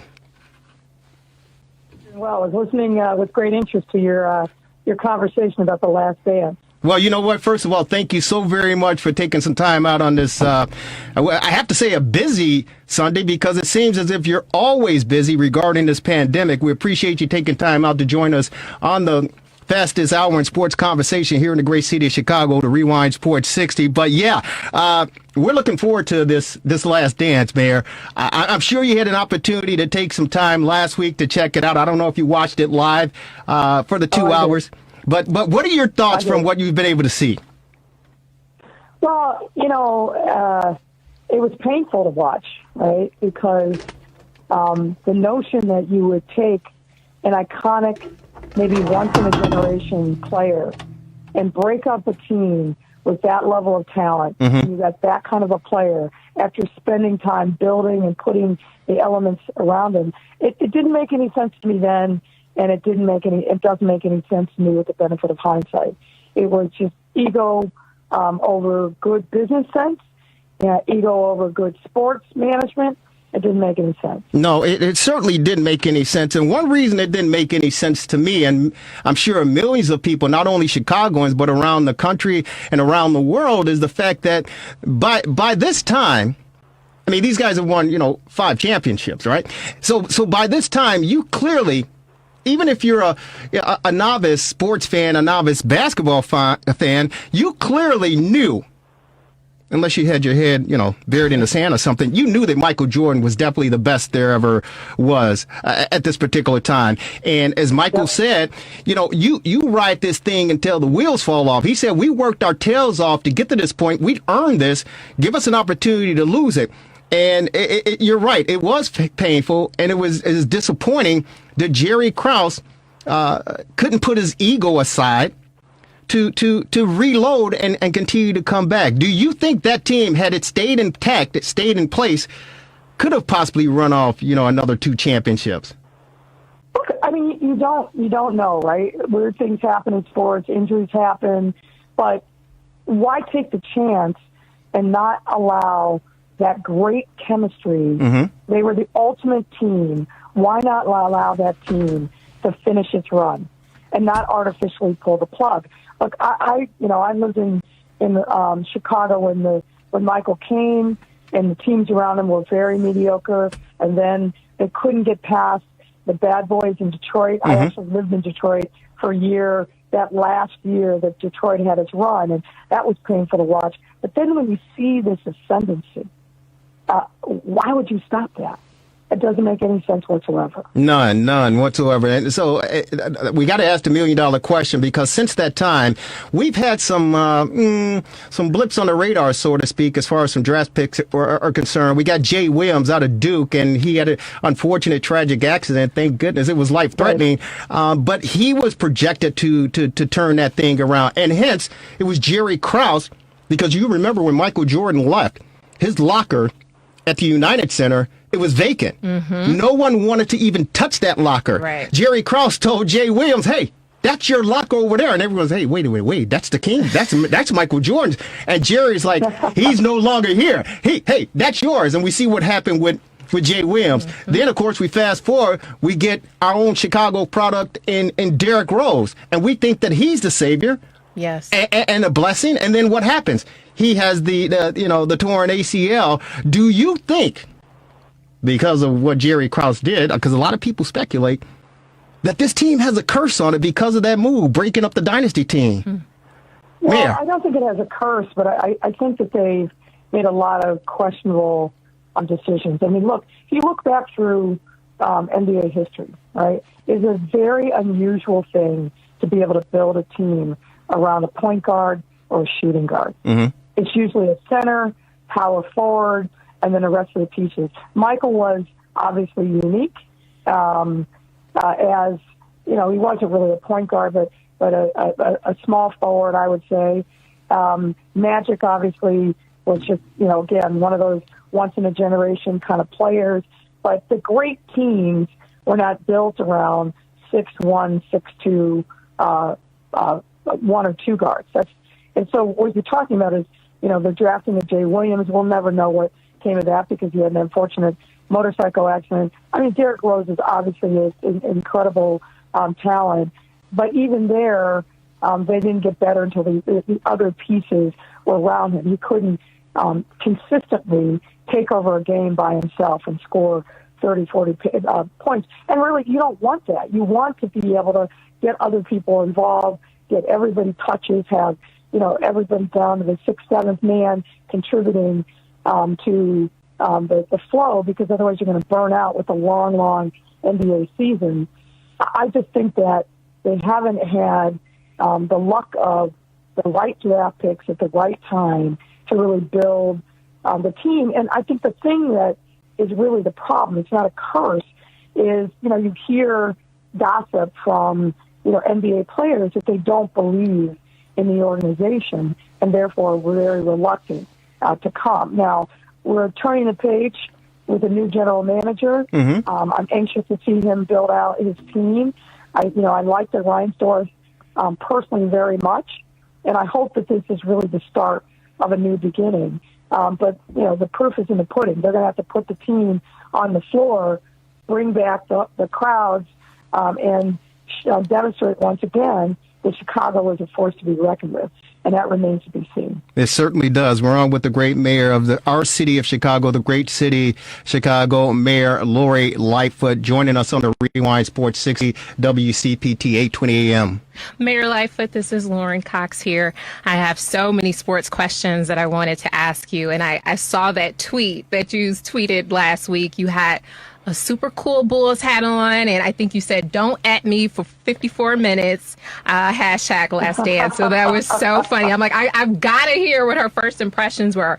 But again, we know that you are a huge sports fan, and you've been in Chicago for many, many years, a Chicago Bears season ticket holder for 20 years, Chicago White Sox ticket holder, and WNBA Chicago Sky season ticket holder as well. So I have to ask you, what are your thoughts on the moves that the Bears made during the offseason and the draft as well? Well, I think that they definitely upgraded at linebacker, and I'm forgetting the guy's name, but the guy that they got from Dallas, that seems like a significant upgrade. Nick Foles is very interesting, right? I mean, he's had such iconic moments, but then he's not been consistent. Mm-hmm. So I think bringing in some competition for Trubisky is the right thing. Is Nick Foles the answer? We're going to see once they get out on the field and start putting it together on the offense. But the inconsistency of Trubisky over these last few years, it's just, even in the year that we had a great run, what you saw, I think, last year was the inconsistent offense wasn't producing. I thought the play calling was very pedestrian. And then you saw the defense every game getting gassed because they were out on the field too long. That's still a really solid defense. A lot of really great players. Now, I think they've got to pick it up, and I'm interested to see some of the draft picks on the defensive end. But I felt like way too often we just got outcoached. And for me, again, it really starts with the offense.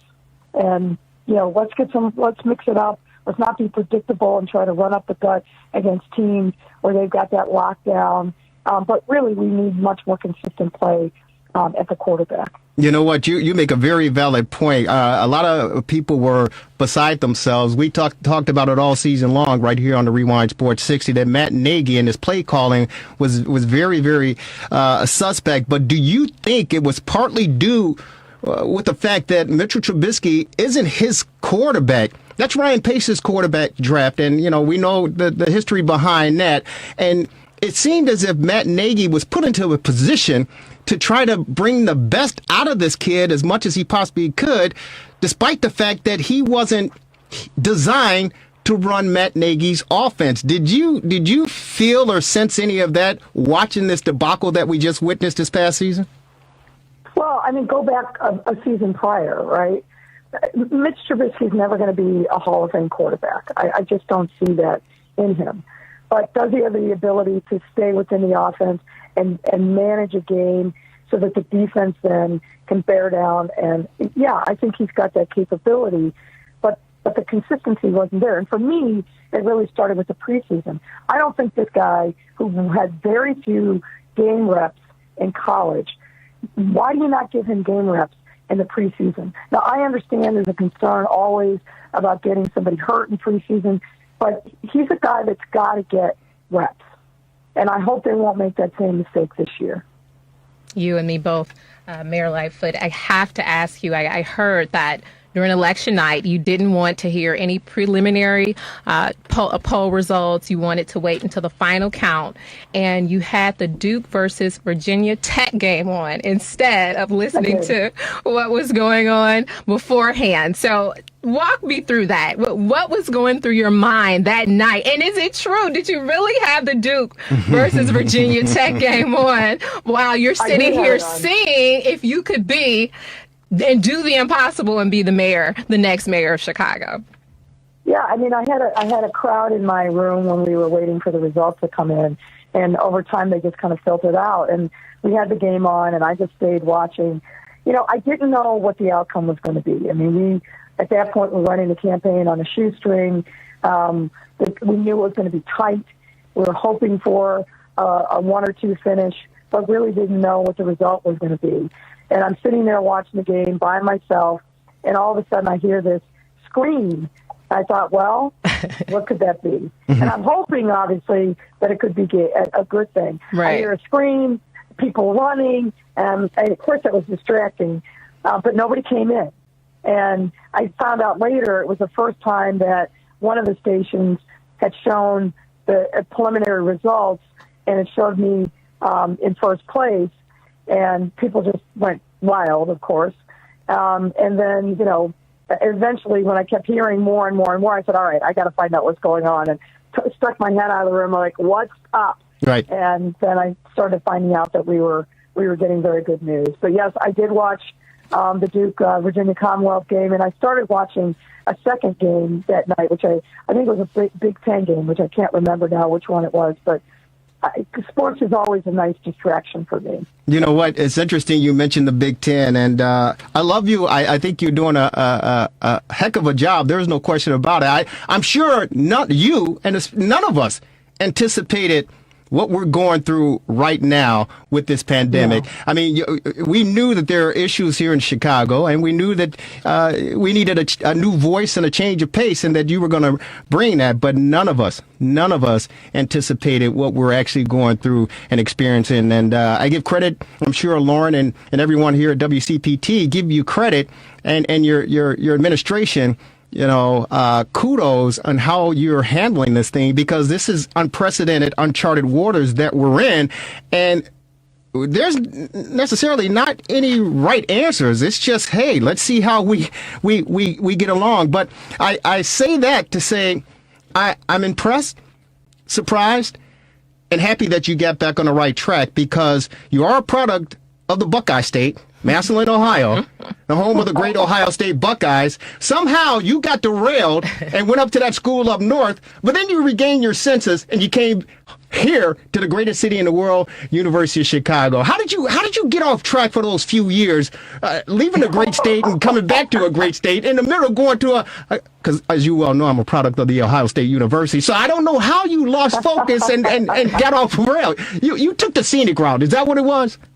Well, so listen, I have an older brother who's 12 years older than me. So he started at Ohio State when I started kindergarten. And I remember he was on kind of like the 6 or 7 year plan, but, he's counting.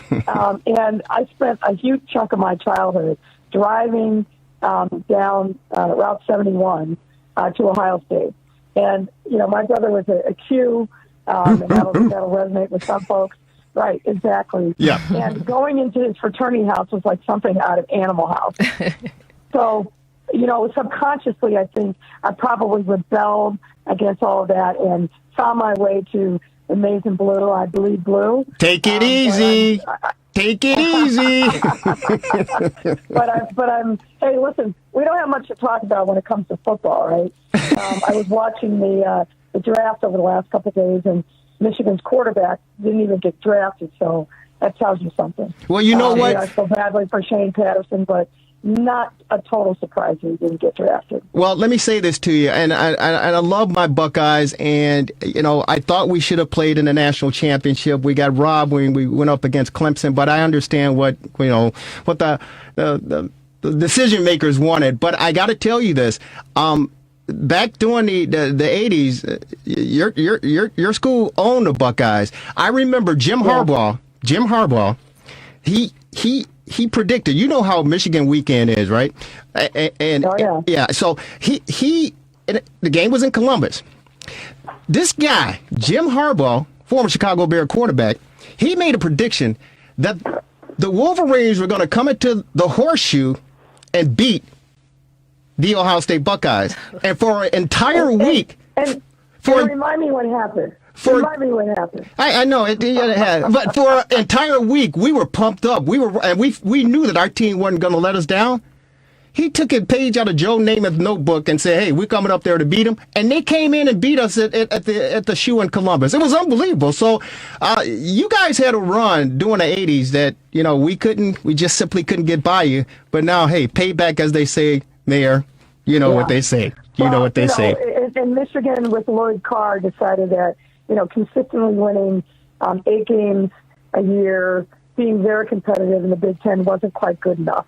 And then we went through the debacle of, I'll be polite and call him Rick Rod instead of what I'd normally say, Rich Rodriguez. Yes. And then Brady Hoke, who I had a lot of high expectation for. And, it's no secret. Harbaugh has not delivered. He just hasn't delivered. Yeah. And there's a lot of ex-players that, won his head on the stick. I have no idea what's going to happen this fall. I haven't seen enough of who the recruits are going to be. But, offense, which is supposed to be a specialty, it's just been lacking. That defense is pretty stout. They're pretty solid. Although, again, they gave up the ghost against Ohio State. But if this year isn't a lot better and different, I don't see Harbaugh being a long-timer at Michigan. Yeah. I just don't. Yeah. I don't. Mayor, we know your time is short, and we appreciate you taking some time out to join us. A couple more questions, if you can. You're a big White Sox fan. It's a town that's divided. You got the White Sox on the south side, you got the Cubs on the north side, but you proclaimed yourself as a South Side White Sox fan. How did that come to be? So here's the honest truth. When I was working at the U.S. Attorney's Office, the White Sox used to have half-price Mondays, and you could go and buy a ticket at any price. And at that time, the crowds weren't particularly big, so you could sit anywhere. So we'd go and buy a $15 ticket, $20 ticket, and we'd sit down in the lower bowl, and that's how I became a White Sox fan. The price was right. Mm-hmm. It was a fun time. They were okay back in those days, but I just consistently liked the White Sox because you could get to see the games, and the in-stadium experience was really quite great. Yeah, I told Jerry Riles, bring back half-price Monday. 100%, Mayor. And going along with the sports theme, we are all missing sports and really, really waiting and hoping for things to go back to normal. But for me, it was really interesting and fun to see you guys start a campaign. And I don't know if everybody knows, but it's hang your favorite jersey or gear in your window, from the pros to the youth leagues, to show the city that we're all in this together. And you posted a lot of different pictures of people all across the state and above Chicago who put their favorite jerseys up. Talk to me about how you all are coming up with these unique campaigns that are really close to everyone and just a way to unite the city when we're going through these unprecedented times. Well, I have to give all credit to our digital and creative team. Look, what we know is that this is a really, really tough time for everybody. It's frustrating to have to be at home for so much of the time. And I know we're all going stir crazy in my house, and I get to go out every day because, I got to run the city. But imagine the frustration of people who aren't essential workers or who can telecommute. It's a challenging experience, and particularly, this time of year when the days are longer, the weather's getting warmer. We want to be out. This is the time where we really embrace Chicago. So we wanted to give people something that they could do and claim and own on a citywide basis across the city. So this is one of many ideas that kind of percolated up through the creative team. We have you talk about sitcoms where they got a writer's table and they throw around ideas and they put something together.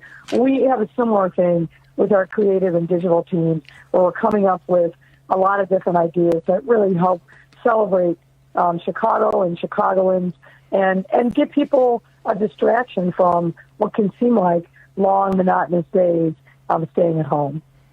Hey, Mayor. As you know, this is a great sports town. People love sports, so it's an easy thing for people to connect with. Yeah, it is, and people are chomping at the bit. We're all eager to get back out there, regardless, whether if it's the White Sox over. I still like to call it Comiskey, but I know it's called, what is it? Guaranteed rate or whatever. I still call it Comiskey. I do the same thing. Yeah. I still call it Comiskey. Yeah, I mean, it's Comiskey. And Cub fans want to get out the Wrigley, and kudos to what you have been doing in collaboration with these teams and trying to help, flatten the curve, as they say. So we're all looking forward, hopefully, to get back. The NBA, I know they're talking about having players get to respected facilities to start working out. Do you see something like that happening as far as our Bulls are concerned?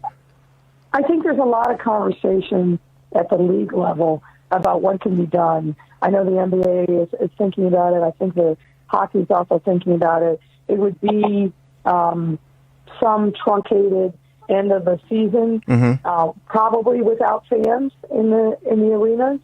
But I think at this point, people are so hungry for content and see their teams play. Now, I don't know what the ultimate rules will be, and as we know, our Bulls weren't headed towards the playoffs when the season ended. But I think people would be grateful to see some professional sports. We were very excited about the Fire opening up at Soldier Field and coming back to Chicago. So I think that there's ways, once we get to the point where the curve is actually not just flattening as we are right now, but we see the number of cases declining and all the other metrics that we talked about. I do see a world where with this summer we see some professional sports, but likely without fans, at least in the first instance. Yeah. Hey, Mayor, Lauren Cox here, and our team at WCPT, the Rewind Sports 60, we were very proud of you and happy when you told people, hey, stay at home. Right? And they were on the lakefront. That's not quite how he said it, Mayor. That's not how I said it. That's not how he said it. And it was 70 degrees. Else at home, but okay. And you said, listen, let me tell you something, Mayor. With all due respect, this is what I envisioned you doing. I ain't envisioned it. You did it. This is what you did. Mayor, you took off your mayor hat. You put the mayor hat over here, and you put on your mama hat.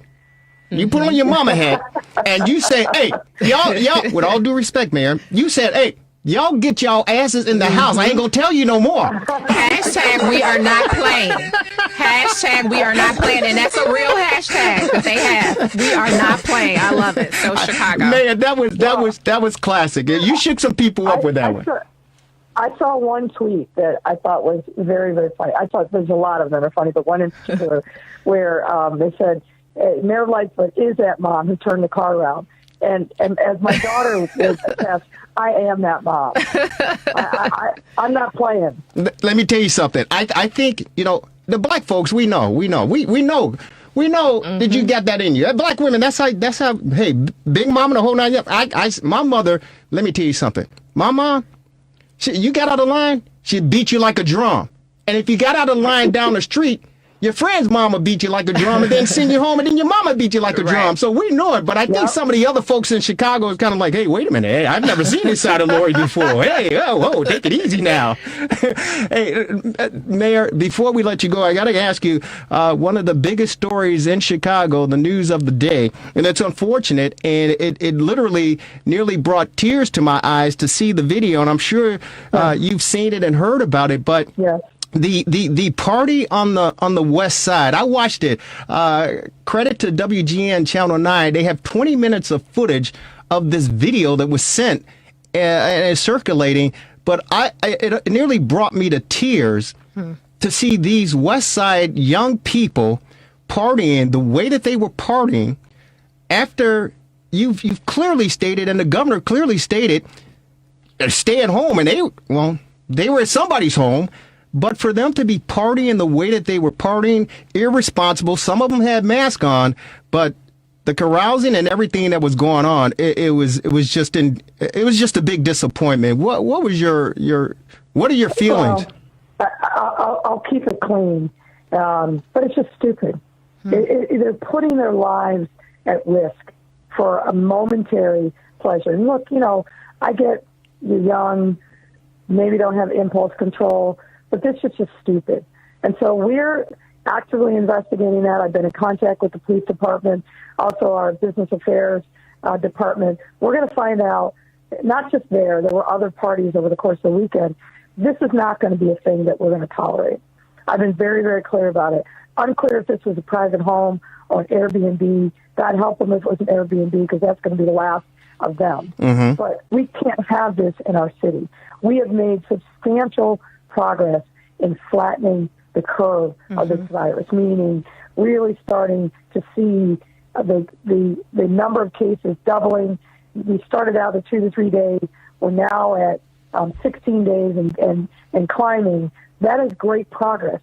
But we've only been able to do that is because the vast majority of people in the city have paid attention, have been diligent, and have stayed at home.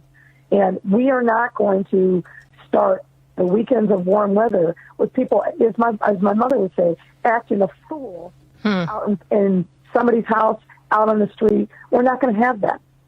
So there's going to be accountability. I can assure you of that.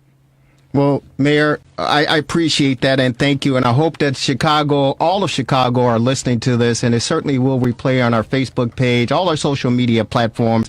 We really, really appreciate you taking some time out of your busy schedule to join us on the program to talk sports. I love your sports knowledge, and, let's hope we can see some sports in this beautiful city of ours, and keep up the great work. And I'm sure Lauren echoes this. Yes, you have to come back. When our beloved sports are back on, we have to have you back, Mayor Lightfoot. It's been wonderful to see how you move, and it's giving me personally a lot of comfort when I haven't always felt like that, being born and raised on the South Side from other administrations. So thank you so much for what you're doing. Stay safe. Continue to put your hammer down. Hashtag we are not playing. Hashtag stay at home. And thank you. I really appreciate what you're doing. Hey, real quick, and I enjoy your insight regarding the Bears. We're going to have Cole Kmet. He is the new tight end of your Chicago Bears joining us. What would you like to say to him, welcoming him to the city and the Chicago Bears?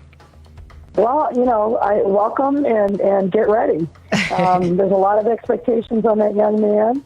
I hope he's able to break through and catch on with the team. But that tight end spot is a critical part of Nagy's offense.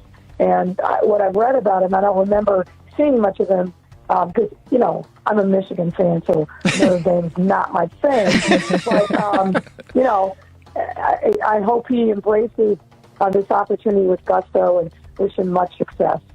Mayor, thank you so very much. We wish you continued success. I know you've got a battle on your hands, and you got some supporters here who are willing to help out any way we possibly can. And, hey, no one said it was an easy job, but I think you're handling it very, very well. And as they say, we'll all get through this together. So keep up the great work. We love what you're doing, and you represent the city by far. You're shining. Yeah, you're shining. There's no question about it. In the midst of this, you are shining. Take care of yourself. Thank you, guys. I really appreciate it. Hey, have fun and stay safe. Thank you. Thank you so very much, Mayor. Take care. All right, take care. Bye-bye. That's your mayor, Lori Lightfoot, of the greatest city in the world, that, of course, Chicago, Illinois.